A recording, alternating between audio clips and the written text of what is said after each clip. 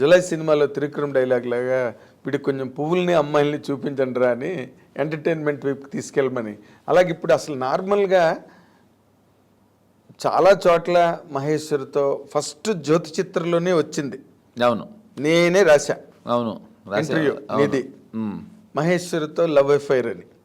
వాళ్ళందరూ గాబరా పడిపోయారు. మహేశ్వరి వైపు వాళ్ళందరూ కూడా ఫోన్లు చేసి చెప్పాడండి చక్రవర్తి అలా చెప్పాడండి అని చెప్పి ఆంధ్రజ్యోతి ఆఫీస్కి ఫోన్లు వచ్చేవి. అసలు ఏం జరిగింది చక్రి?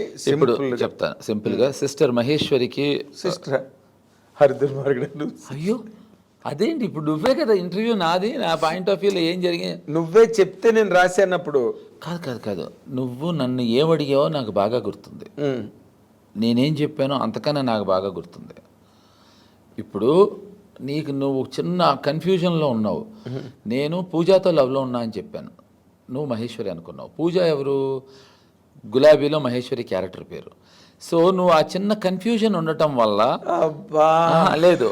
కాకపోతే మళ్ళీ వేసాడు రాని కాదు కాదు, అంటే మహేశ్వరి మీద నాకు లవ్ ఉంది అనుకుంటే నీ అవివేకం. నా గోల్ శ్రీదేవి. ఏమయ్యా పక్కన శ్రీదేవి ఉంటే మీ గురువుది కదా శ్రీదేవి.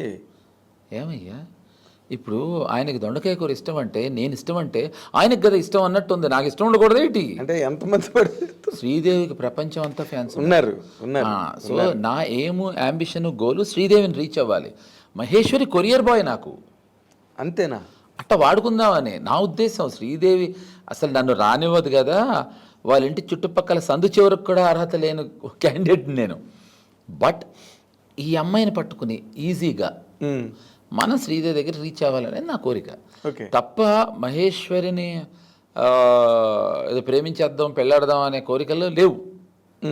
సిస్టర్ మహేశ్వరి మీద నేను దేవాంతకుల్లో చెల్లెమ్మకు పెళ్ళంట అన్నయ్యకు సంబరం అంట అనే అమ్మాయి పెళ్ళైనప్పుడు దీవించాను, షాల్వా కప్పుకోకుండా.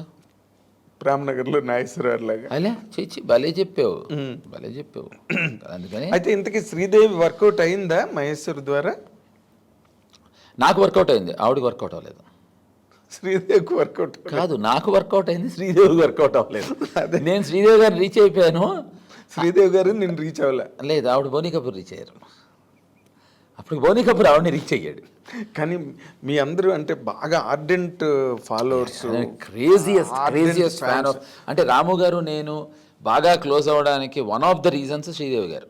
ఆవిడ గురించి గంటలు మాట్లాడుకోగలం. గంటలు అంటే ఎంతవరకు అంటే నాకు బాగా గుర్తుంది, అభిషేక్ బచ్చన్ సర్కార్ సినిమా తీస్తూ ఉన్నప్పుడు కొన్ని సినిమాలు చెప్పాం చూడమని. అసలు నువ్వు చూడకపోతే అసలు నీ జీవితం వేస్ట్, అసలు పుట్టుక వేస్ట్. ఎంత గొప్ప సినిమాలు అంటే చెప్పాం. నెక్స్ట్ డే మధ్యాహ్నం వచ్చి ఒక బ్లాంక్ ఫేస్తో వచ్చాడు. అలా మమ్మల్ని ఇద్దరిని చూస్తున్నాడు. ఏమైంది అభిషేక్, ఒంట్లో బాగాలేదా అన్నాం. కాదు, ఎంత పార్ట్ అయింది మన సినిమా అన్నాడు. ఎందుకు అన్నాం, ఈ సినిమాలు నాకు కనుక మీరు సినిమా బిగినింగ్లో చెప్పుంటే నేను బొక్క కూడా సర్కారు చేసేవాడిని కాదన్నాడు. అదేంటి అన్న, సత్య హీరో, ఒక రామ్ గోపాల్ వర్మ, అసలు మీ సినిమా టేస్ట్, మీరు మీ సినిమాలు స్టీవెన్ సోడెన్బర్గ్ ఇవన్నీ మాట్లాడుతూ ఉంటారు. ఇవే మీరు నచ్చి చూసే సినిమాలు ఇవే అంటే మాకు నచ్చిన సినిమాలు మా శ్రీదేవి గారిని మేము చేసిన చిన్న మిస్టేక్ ఏంటంటే మేము ఆ సినిమాలో శ్రీదేవి గారిని చూసాం, అభిషేక్ పక్కన హీరోని కూడా చూశాడు. ప్రాబ్లం అక్కడ ఫెయిల్ అయ్యాడు. ఇప్పుడు నా ప్రాబ్లం ఏంటంటే మేము శ్రీదేవి గారిని చూసాం. సో అలా మా పిచ్చికి పరాకాష్ట అసలు కాదు. బోనీ కపూర్ని శ్రీదేవి చేసుకున్న క్షణం మీరంతా ఏమయ్యారు? అదే ఏమైపోయి ఉంటాం ఆలోచించు. That's what eye mask. ఇప్పుడు ఒక పెద్ద హీరోని, ఒక గ్లామరస్ హీరోని, ఒక హ్యాండ్సమ్ హీరోని, ఒక టాప్ ర్యాంక్లో ఉన్న ఒక హీరోని చేసుకుందంటే దట్ ఈస్ సమ్వేర్. అక్కర్లేదు ఏ రాయి అయితే అంటే పన్ను రాళ్ళు కొట్టుకోవడానికి అమ్మాయి టామ్ క్రూజ్ని చేసుకుని అట్టగా బాధపడతాం మేము. అంతేనా? అది మాకు శ్రీదేవి అనేది మాది అనేది ఫీలింగ్. అదే మన సొంత. అది ఆ పిచ్చ వేరు, ఆ పిచ్చ వేరు. నీకు ఇవాళ ఎప్పుడు జీవితంలో చెప్పను సీక్రెట్ చెప్తాను. నువ్వు నా ఆప్తమిత్రుడు అవటం వల్ల ప్లీజ్ నువ్వు అది వెతికి పట్టుకోగలిగితే చూడు. శ్రీదేవి గారు కార్తీక దీపం అనే సినిమా చేశారు. అవును. దాంట్లో రైల్వే స్టేషన్లో తెల్ల చీర కట్టుకుని ఎర్ర పెట్టె పెట్టుకొని దిగుతారు. అప్పుడు ఒక చిన్న పిల్లాడు, ఒక చిన్న పిల్ల ఆవిడ పక్కన నడుస్తారు. ఆ పిల్లాడి నేనే. ఓ పిల్ల మా అక్క. I never ever revealed this anywhere and that's the first time I revealed. Oh great. So I was a kid. Okay, ఆ లక్ష్మీ దీపక్ గారు, శోభన్ బాబు గారు ఏదో మాకు తెలిసిన వాళ్ళ ఇంటి పక్కన షూటింగ్ ఉంటే దే వాంటెడ్ అవర్ హౌస్. అంటే మా ఇంట్లో ఏసీలు వాటి కోసం శోభన్ బాబు అప్పట్లో వ్యానిటీ వ్యాన్స్ అవి లేవు కదా. అవును. సో ఆ పక్కన షూటింగ్ అవుతుంటే మా ఇంట్లో ఉండటం వల్ల 2 days 3 days షూటింగ్ పక్కన జరుగుతుంటే మా ఇల్లు వాడుకున్నారు వాళ్ళు. ఓకే. తద్వారా షూటింగ్కి తీసుకెళ్లారు శోభన్ బాబు గారు రైల్వే స్టేషన్లో. సో ఫస్ట్ టైం అప్పుడు ఆవిడని అసహ్యంగా ఎలా పిలిచాను, నా మీద నాకే సిగ్గేస్తుంది ఆంటీ అని. పరమ అసహ్యమైన పదం అది. సో అప్పటి నుంచి ఆవిడతోటి లవ్ ఎట్ ఫస్ట్ సైట్. ఏది ఆ ఏజ్లోనే? అప్పటి లేట్ అయింది కదా, తెలుసు నాకు. కొంచెం ముందర పడి ఉంటే బాగుండేది. కానీ వర్మ గారు అయితే ఏకంగా అప్పలరాజు ఏదో సినిమా స్టార్ట్ చేశారు. అవును. దానికి శ్రీదేవి గారు, బోని కపూర్ ఇద్దరు వచ్చారు. కరెక్ట్. వచ్చినప్పుడు స్టేజ్ మీద డైరెక్ట్గా ఆయన ఎదురుగుండా అని చెప్పాడు, అసలు నేను పెళ్లి చేసుకుందాం అనుకున్నాను శ్రీదేవి గారిని. నేను ఆవిడకి చెప్పాను, మిమ్మల్ని ఇద్దరిని ఏం చేసి ఆవిడకి చెప్పాను. గోవిందా టైంలో, క్షణ టైంలో చెప్పాను ఆవిడకి నేను. అవునా? అసిస్టెంట్ డైరెక్టర్ సినిమాకి నేను అప్పుడే చెప్పాను ఆవిడకి. చెప్పాను కదా, మీ ఇద్దరిని ఏం చేసినా తప్పులేదు. అది ఇప్పుడు ఎక్స్ప్రెషన్ ఆఫ్ థాట్స్. ఇప్పుడు మేము ఇద్దరం మా మనసులో ఉన్నది మాట్లాడేస్తాం. మిగతా వాళ్ళు మనసులోనే అనుకుంటారు. మాది యాక్ట్, మిగతా వాళ్ళది థాట్. మీ ఇద్దరి దగ్గర ఉన్నది ఇంకొక ప్రత్యేకత ఏంటంటే, మీరు ఏదైనా మీరు ఒకవేళ హత్య చేసినా కూడా అసలు మీరు ఎందుకు చేశారో అందరి చేత కన్నీళ్లు పెట్టించే విధంగా చెప్పి ఒప్పించగలరు ఇద్దరికిద్దరు. కాకపోతే అదేంటి తెలుసా, మేము కన్విన్స్ చెయ్యం. మేము కన్విన్స్ అయిపోతామా? కాదు, మేము కన్విన్స్ అవుతాం. ఓహో, నేను సకారణంగా హత్య చేశానని మీరు కన్విన్స్ అవుతాం. అంతే, మేము నమ్ముతాం. నమ్మకుండా ఏది చేయం, నమ్మితేనే చేస్తాం. అసలు మామూలు పరిణితి, మామూలు పరిపక్వత, ప్రతి మాటలో తొణికిసలాడుతూ. కాదు, నాది ఓ సినిమా చేశా మౌళి గారితో, ఆదర్శం అని. దాంట్లో యమున నీ పెళ్లి చేసుకుంటాను, మోసం చేస్తాను, షీ గెట్స్ ప్రెగ్నెంట్ ఏదో. ఓకే. నా దగ్గరకు వచ్చి, దుర్మార్గుడా నన్ను మోసం చేసేవరా, నమ్మించి మోసం చేసేవరా అంట. నమ్మితేనే కదా మోసం చేయగలమంట. ఇప్పుడు ఏదైనా సరే నమ్మితేనే, నిజమైన, మోసమైన, అబద్ధమైన, మంచి అయినా చెడైనా నమ్మితేనే చేస్తాం. 100%. నమ్మబోతే చేయం. సో నేను నమ్ముతా, నేను నమ్మి చేస్తాను. సో నేను నమ్మి చేసేది చాలామందికి ఇట్ మే సౌండ్ అరగెంట్. ఇందాక నేను అదే అక్కడ మొదలెట్టింది చెప్తున్నా. ఏంటంటే చాలామంది, నేను మామూలుగా నేను కింద కామెంట్స్ చదవను అంట. కాదు, ఎందుకు చదవను అంటే అది తప్పని నేను అనుకోను. ఈయన ఇంటర్వ్యూ చూసి అతనికో అమ్మాయికో ఇంకోళ్ళకో నా మీద సదభిప్రాయం ఉండొచ్చు, తప్పుడు అభిప్రాయం ఉండొచ్చు, వాళ్ళ అభిప్రాయం ఉంటుంది. అది తప్పు నేను అన్ను, కరెక్ట్ అని నేను అన్ను. ఇప్పుడు నా గురించి అఫ్ కోర్స్ ఎవడైనా నన్ను బాగా పొగుడుతూ కమెంట్స్ పెడితే, రంగానో నాకు తెలిసిన వాళ్ళు ఎవరో చెప్తూ ఉంటారు ఇలా అని, డెఫినెట్గా ఓకే. తిట్టినా నాకు ఫరక్ పడదు. ఎందుకంటే అది వాళ్ళ ఇష్టం. వాళ్ళు ఆ క్షణంలో వాళ్ళు నా పట్ల అలా ఫీల్ అయ్యారు. అయినంత మాత్రాన్ని నిజమవలసిన అవసరం లేదు. అదే వాళ్ళ స్కోప్ వాళ్ళకి ఇచ్చి. అంటే ఇంగ్లీష్లో చెప్పాలి అంటే, నీకు బాగా ఇంగ్లీష్ వచ్చి కనుక, it is about a person who is perceiving a set perception from his own perspective. Of course. Anything is that one. Anything is there once. ఎవడి దృష్టిలో ఎవరు ఎలా ఏది చూడాలనుకుంటే అది వాళ్ళు అలా చూస్తారు. సో అది వాళ్ళు అలా చూసింది తప్పు అని ఇలా చూడాలి అని చెప్పడానికి మనం ఎవరు అనేది నా థియరీ. 100%. ఇది ఇప్పుడు ఇంతసేపు మాట్లాడిన దానిలో ఇదొక మాట ఎందుకు చెప్పనా, ఇది నీకు నచ్చింది కనుక. అదే నేను ఇందాక నుంచి చెప్పి, ఇది ఎగ్జాంపుల్ అండి. ఇది ఎగ్జాంపుల్. మనకి నచ్చితే కరెక్ట్, మనకి నచ్చకపోతే రాంగ్. అయితే ఇప్పుడు ఒక మాట, రామ్ గోపాల్ వర్మ గారిని నువ్వు ఒక ప్రత్యక్ష దైవంగానే భావిస్తావు. 100%. And it is all the while justifiable. There is no debate on that. నువ్వు నీ క్వశ్చన్ ఫినిష్ చేసే ముందర విషయం చెప్తా. నేను ఆయన చుట్టాన్ని కాదు, పక్కాన్ని కాదు. ఆయనకి ఎటువంటి వైపు నుంచి చూసినా ఎటువంటి రిలేషన్షిప్ లేదు నాకు ఆయనకి. అఫ్కోర్స్ ఇప్పుడు నేను వాళ్ళ ఇంట్లో 3వ కొడుకుని, వాళ్ళ మదర్కి. అది వేరే విషయం. వాళ్ళ సిస్టర్ విజయ్ గారికి నేను మూడో బ్రదర్ని, అది తర్వాత పక్కకి పెడదాం. కానీ కేవలం నన్ను, నా టాలెంట్ని, నాకేదో టాలెంట్ ఉందని చెప్పింది ఆయన. ఆఫ్ కోర్స్ నాకు టాలెంట్ ఉందని నాతో 34 సినిమాలు తీశారు. ఓకే, అవును. ఎందుకు తీయాలి? కేవలం ఇంకొక విషయం. రాము గారు నాకేం ఛాన్స్ ఇవ్వలేదు. రాము గారు ఎవరికీ ఛాన్స్ ఇవ్వలేదు. రాము గారు ఛాన్స్ తీసుకున్నారు. ఇవ్వటం కన్నా తీసుకోవటం గొప్పది. నా మీద ఛాన్స్ తీసుకున్నాడు. నిజం, అసలు సీరియస్లీ. అదంటే అంత కొత్తగా ఎలాగ ఆలోచిస్తావు చక్రి నువ్వు? ఎవడైనా బతికున్నంత కాలం రామ్ గోపాల్ వర్మ గారు నాకు గొప్ప ఛాన్స్ ఇచ్చాడండి, మహానుభావుడు అని అంటారు. ఇప్పుడు దాసనారాయణ గారి టేబుల్ మీద ప్రతాపాట్స్ రాఘవ్ గారి ఫోటో ఉంటుంది, కోడి రామకృష్ణ గారి టేబుల్ మీద ప్రతాపాట్స్ రాఘవ్ గారి ఫోటో ఉంటుంది, ఈవి సత్యనారాయణ గారి ఇంట్లో రామానాయుడు గారి ఫోటో ఉంటుంది. అలాగా ఇప్పుడు రామ్ గోపాల్ వర్మ ఇంట్లో జేడి చక్రవర్తి ఫోటో. నీకు అర్థం కాలేదు. మా గురువు ఎంత గొప్పవాడంటే, మిగతా వాళ్ళందరూ గొప్పవాళ్లే, వాళ్ళు ఛాన్సులు ఇచ్చారు. నా గురువు నాలాంటి వాడి మీద ఛాన్స్ తీసుకున్నాడు.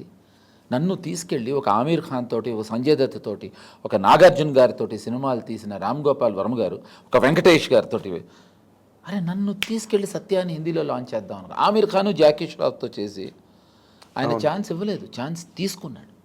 ఛాన్స్ తీసుకోవటం గొప్పది ఛాన్స్ ఇవ్వటం కన్నా. There is a very sharp edge exactly in understanding. నా ఉద్దేశం ఛాన్స్ తీసుకునేవాడు గొప్పవాడు, ఇచ్చేవాడు కన్నా.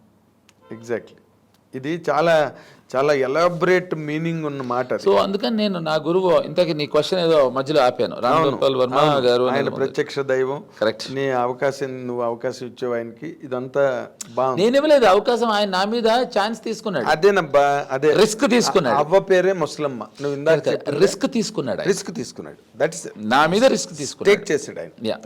That's a truth. లేకపోతే నిన్నెవరు పెట్టుకోవాలి? And after doing with Jack Shroff and Aamir Khan, అలాంటి వాళ్ళతో చేసినప్పుడు ఆ రేంజ్ హీరోలు కదా, సంజయ్ దత్ వాళ్ళతో చేసి ఇక్కడ జేడి చక్రవర్తితోనే చెయ్యాలి. Nobody did. ఇప్పుడు ఆ రోజు నువ్వు గులాబీ సినిమా అప్పుడు హీరో అయినప్పుడు ఎలాగైతే correct people were raised their eyebrows, అలాగే సత్యకి, అలాగే తర్వాత. సో మరి నాకెందుకు ఆయన ఛాన్స్ నా మీద రిస్క్ ఎందుకు తీసుకోవాలి? కాబట్టి గొప్పవాడు అంటున్నా. ఛాన్స్ ఇచ్చేవాడి కన్నా ఛాన్స్ తీసుకునేవాడు మహానుభావుడు. ఎగ్జాక్ట్లీ, ఆ రకంగా కూడా వర్మ గారు చాలా గొప్పవాడు అన్న దానిలో డౌట్ లేదు. కానీ ఇటీవల రోజుల్లో వర్మ గారి తాలూకు జర్నీ, ఇప్పుడు అట్లీస్ట్ మనందరం ఆయన మొదటి నుంచి, నేను ఆయనతోనే అన్నా, ఏమని మీరు ఒక ఇంటర్వ్యూ రామ్ గోపాల్ వర్మ గారితో సంపాదించాలంటే ఆయన ఎవరిని సెలెక్ట్ చేస్తాడో, ఎప్పుడు ఇస్తాడో అసలు ఏమీ తెలియని పరిస్థితి. I agree. అది పెద్ద అచీవ్మెంట్. నాకు ఆ రోజుల్లో మేము ఆంధ్రజ్యోతిలో ఉన్నప్పుడు I was only the achiever in entire press, ఇది ఇంక్లూడింగ్ ఇంగ్లీష్ డైలీస్ ఆల్సో. రాము గారిని రీచ్ అవ్వాలంటే మమ్మల్ని ఎంత టార్చర్ చేసేవారు మిగతా జర్నలిస్టులు అందరూ కూడా నాకు తెలుసు. Yes, I remember. ఆ టైంలో కంపెనీకి పిఆర్ఓ ఉండకూడదు అన్న టైంలో నేను మన గిరిధర్ని బలవంతంగా తీసుకెళ్ళి కంపెనీకి పిఆర్ఓగా పెట్టా. అవును, నాకు గుర్తుంది. పెట్టు, జీతం ఇవ్వు, కానీ నా ఇంటర్వ్యూలు నేను ఇవ్వనని చెప్పాడు. మీరు ఇచ్చిన ఇవ్వకపోయినా గిరి ఉండాల్సిందే మన కంపెనీకి అని పెట్టా. Yeah, so what's your question? అదే, అలాంటి ఆయన ఇటీవల రోజుల్లో అలాగా డిఫరెంట్ ప్రపోర్షన్స్లోకి, అంటే సంథింగ్స్ అంత డైజెస్ట్ అవ్వట్లేదు అంటావు ఒక మాటలో. నేను ఒక మాటలో మీ అందరికీ ఇవాళ నిజం చెప్పాలి అంటే, ఇప్పటి వరకు అబద్ధాలు చెప్పానా అంటే చెప్పుండొచ్చు. సో క్వశ్చన్ ఏంటంటే, మీడియా ఈ ప్లాట్ఫామ్స్ రావటం వల్ల రాము గారి గురించి మీరు ఇవాళ ఇవన్నీ చూడటం వల్ల, తెలుసుకోవటం వల్ల, తెలియటం వల్ల ఏంటి ఇలా అంటున్నారు. రాము గారు నాకు పరిచయం అయిన రోజు నుంచి ఇలాగే ఉన్నారు. ఇప్పుడు నువ్వు నన్ను ఎందుకు మారిపోయాడు అంటే, నేను ఆలోచించి అబద్ధమైన ఎగ్జాంపుల్ చెప్పాలి. ఆయన శివాకి ఇలాగే ఉన్నారు, సత్యకి ఇలాగే ఉన్నారు, సర్కార్కి ఇలాగే ఉన్నారు. అప్పుడు మీడియాలు ప్లాట్ఫామ్స్ లేకపోవటం వల్ల మీ వరకు రాలేదు, మీకు తెలియలేదు. దీంట్లో ఒక చిన్న ట్విస్ట్ ఏంటంటే, ఆయన ఏదో వీడియో వచ్చింది బయటికి అని గొడవ అయితే, రాఘవేంద్రరావు గారు చాలా ఇష్టం రాము గారు అంటే.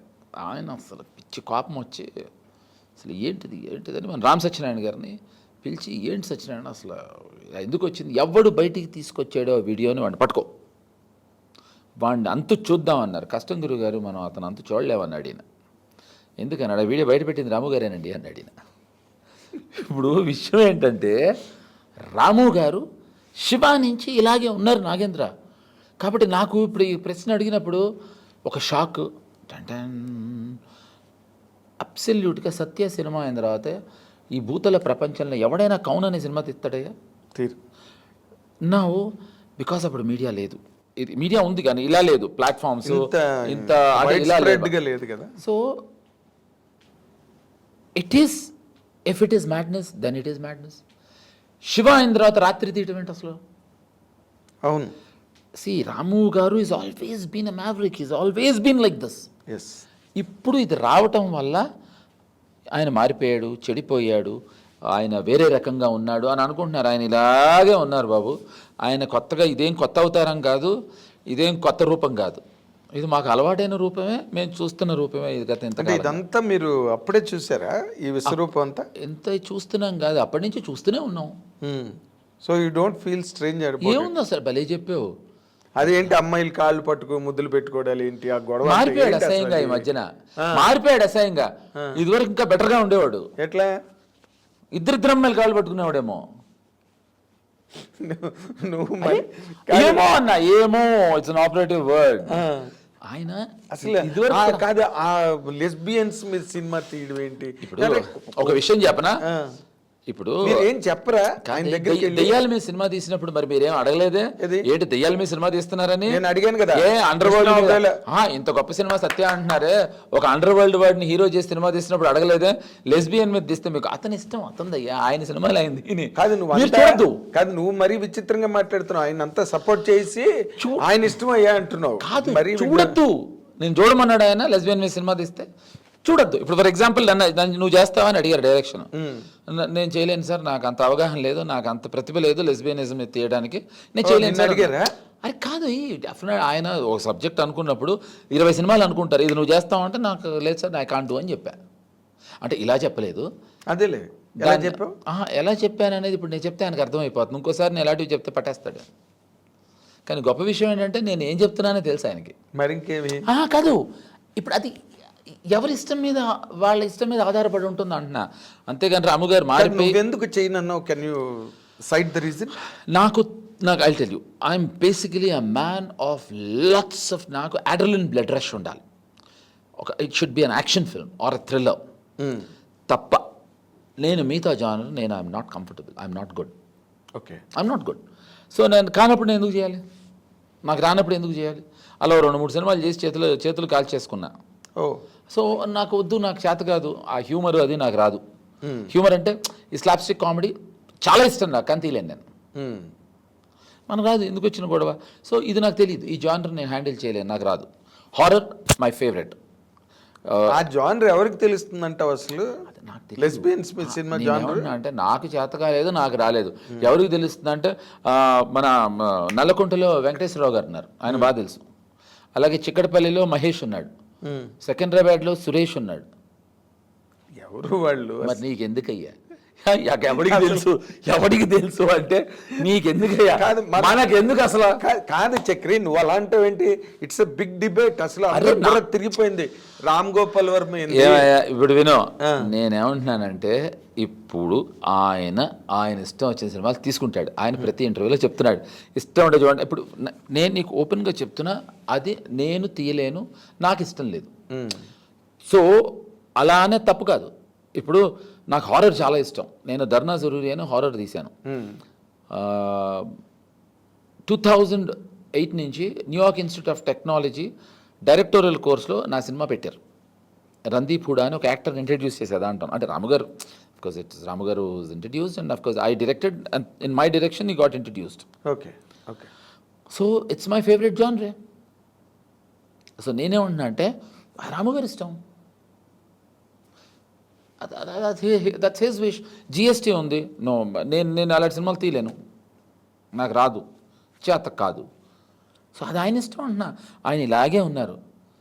అమ్మాయిల పాదాలు నాకేడా, లేకపోతే వేళ్ళు నాకాడా నువ్వు అంటున్నావు, ఆయన ఆయన ఇష్టం, ఆయన శివ అప్పటి నుంచి అలాగే ఉన్నారు. హ్మ్.